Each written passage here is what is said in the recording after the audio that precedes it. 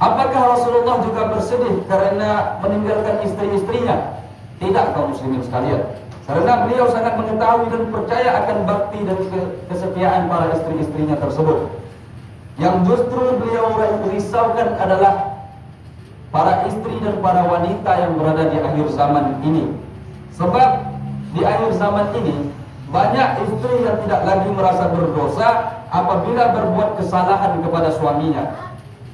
Ia merasa memiliki hak yang sama dalam segala hal dengan suaminya. Sampai-sampai untuk keluar rumah pun ia merasa tak perlu lagi untuk meminta izin kepada suaminya. Nauzubillah min dzalik. Allahu akbar, Allahu akbar, Allahu akbar walillahil hamd. Pada hari ini Allah Subhanahu wa taala membukakan pintu taubat bagi siapa saja yang beriman dan bertakwa kepadanya. Melalui ibadah Ramadan, dosa kita kepada Allah akan terampuni. Tetapi kita tidak hanya berbuat dosa kepada Allah saja, melainkan juga kepada sesama manusia. Dan Allah tidak akan memberikan ampunan sebelum kita meminta maaf kepada orang yang kita berbuat salah kepadanya. Oleh sebab itu kaum muslimin sekalian, selepas kita melaksanakan sholat Idul Fitri ini, marilah kita kembali ke rumah masing-masing dengan suasana bergembira untuk saling memaafkan. Bersimpuhlah kita di hadapan kedua orang tua untuk meminta maaf dan ridhonya. Karena bagaimanapun banyaknya harta yang kita miliki, betapapun tingginya pangkat dan jabatan, serta berapapun banyak gelar yang tercantum di depan nama sekalian, tidak akan ada artinya tanpa ridho dari kedua orang tua. Mengapa kita diwajibkan untuk memuliakan ayah dan ibu kita kaum muslimin? Rasanya tak cukup waktu untuk menjelaskan dalam waktu singkat ini.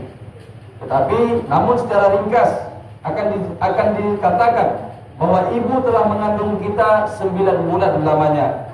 Tak pernah merasa jengkel, tak pernah dia merasa terbebani karena ada anak di dalam perutnya.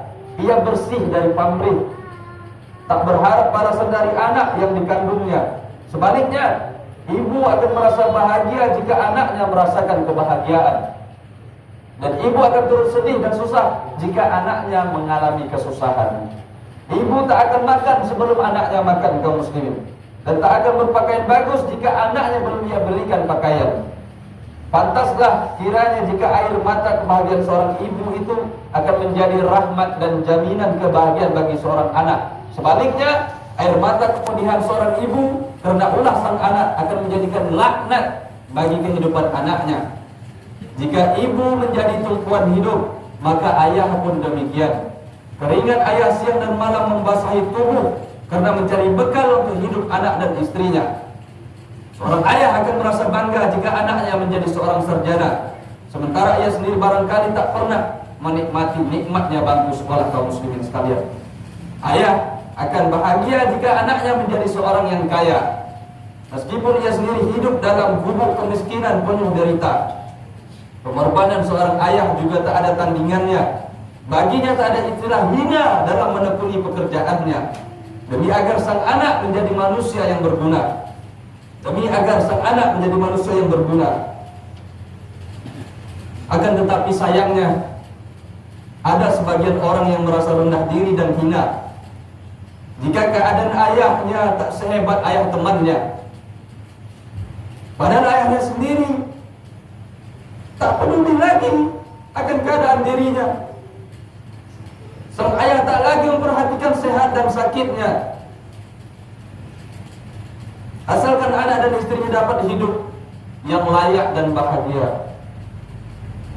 Kaum muslimin rahimakumullah, jika kita hitung dengan penuh kesadaran betapa ayah dan ibu telah mengorbankan segalanya untuk hidup kita, pantaslah jika kemudian Rasulullah mengatakan,